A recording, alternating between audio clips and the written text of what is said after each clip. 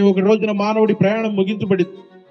ఒక రోజున మానవుడు భూమి మీద ప్రయాణం ముగించబడినప్పుడు ఆ రోజున యేసుక్రీస్తు వారు లేకుండా మానవుడికి నిత్య రక్షణ లేదు.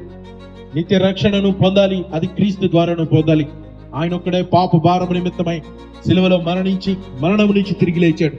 ఆయన ద్వారా తప్ప మనిషి రక్షించబడలేడు. ఆయన ద్వారా తప్ప మనిషికి విమోచన లేదు. మిమ్మల్ని రక్షించుటకు యేసుక్రీస్తు వారి లోకానికి వచ్చాడు. దేవుడు మంచివాడు అని చెప్తాం. ఆయన శత్రువుని కూడా క్షమించే దేవుడు. ప్రియ సహోదరుడా, పాపికి అవకాశం ఇచ్చే దేవుడు. చెడుతనంలో ఉన్న వ్యక్తికి దేవుడు అవకాశం ఇస్తూ ఉన్నాడు. తన పాపాన్ని విడిచిపెట్టి మానవుడు సత్య మార్గంలో నడవాలని దేవుడు అవకాశం ఇస్తూ ఉన్నాడు. పాపాన్ని విడిచిపెట్టి మానవుడు బ్రతకాలని దేవుడు అవకాశం ఇస్తూ ఉన్నాడు. ఈ రోజున నీ చెడుతనాన్ని విడిచిపెట్టి నువ్వు పశ్చాత్తాపడి యేసుక్రీస్తు దగ్గరికి వస్తే ఆయన నిన్ను క్షమించి నీకు నిత్య జీవం ఇస్తాడు. నువ్వు నీతిమంతుడు అని అనుకోవద్దు ప్రియ సహోదరుడా. పాపములో బ్రతకవద్దు.